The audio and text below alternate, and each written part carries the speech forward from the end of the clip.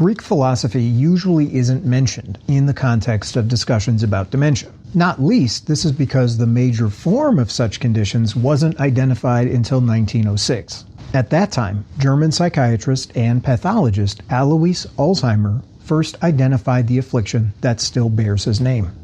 Still, I believe we can learn something about the progression of cognitive impairments like Alzheimer's from the ancients. So, to ring in the new year with something a little bit different, I want to look specifically in this video at just a few simple ideas articulated by Aristotle.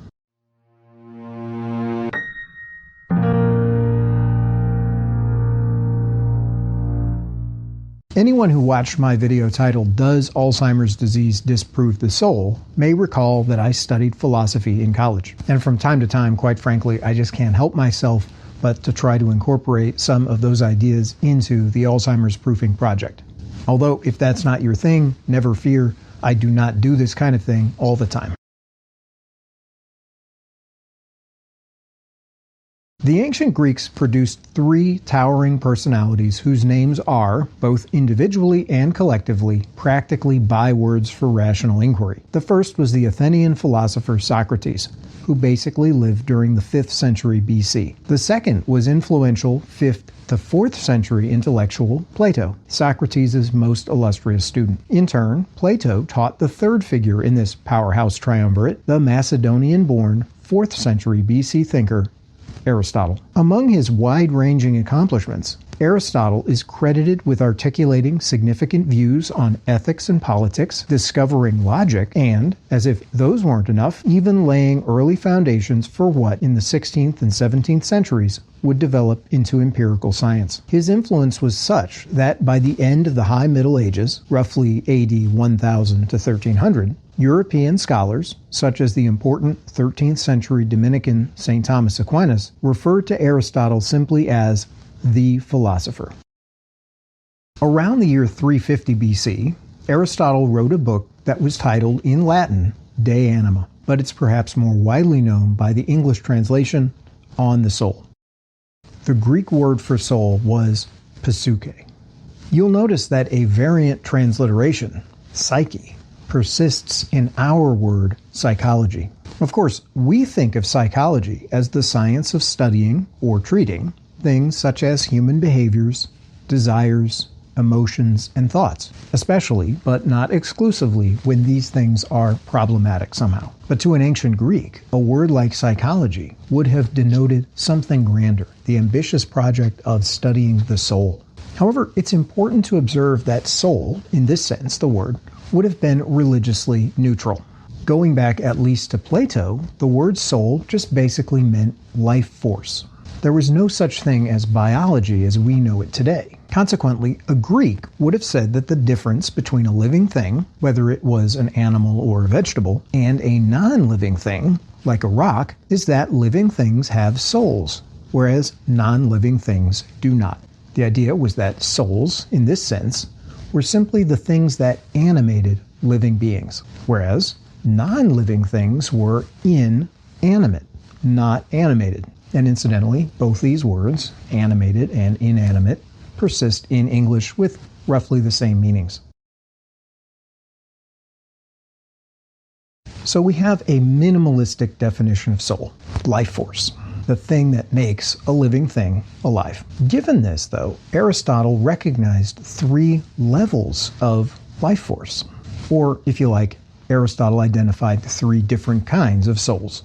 One of these corresponded to plants, another pertained to animals in general, and a final was exclusive to human beings. Sometimes these various levels or versions of soul came to be referred to as powers of the soul. At the level of plant life, Aristotle thought, there was a nutritive or vegetative soul. This life force was evident in virtue of a plant's ability to grow, to nourish or nutrify itself by drawing upon soil, sunlight, and water, and to reproduce. A bit higher up the chain are animals, or what used to be termed brutes, or beasts. They enjoy their own animal or sensitive souls. To Aristotle, the animal life force has all the basic nutrifying and reproductive abilities of a vegetative soul. But in addition, animals have locomotive and appetitive powers.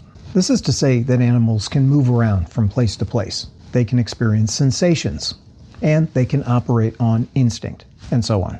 Finally, there are human beings who, on Aristotle's view, have rational souls. So animal souls subsume all the powers of plant souls, while rational human souls subsume all the powers of animal souls as well. So we have mobility, nutrition, reproduction, sensation, and so on. But in addition, we also have rational or cognitive faculties. These allow us to be capable of reasoning, reflecting, and remembering, and so on.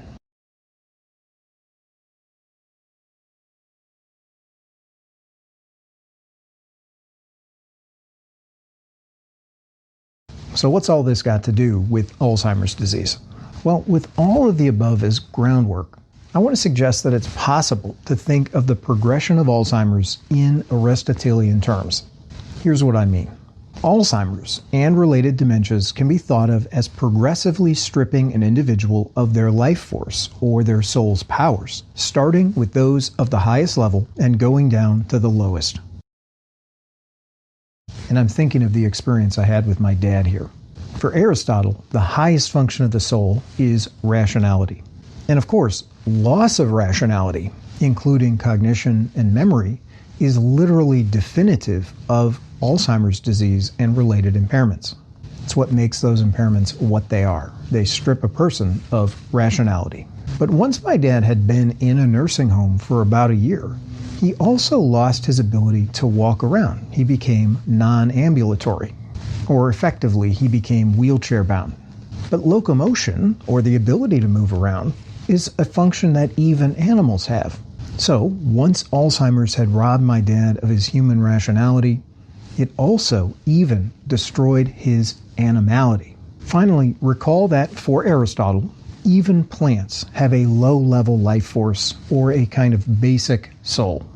This enables plants to perform basic life-sustaining functions like taking in nutrients, taking in water, and so on. Well, Alzheimer's dementia systematically strips away various high-level physiological, psychological powers, leaving the sufferer with only basic nutritive capabilities, akin to those of a plant. And you can think here of other medical contexts, such as people who are comatose. It's worth recalling that those people are sometimes, if indelicately, referred to as vegetables. But tragically, when Alzheimer's disease becomes advanced enough, people can lose even these low-level functions. And, like what happened to my dad, they may develop problems breathing and swallowing. Just basic life functions. You might say that in his final days, my dad was reduced to a state that was even worse than that of a plant.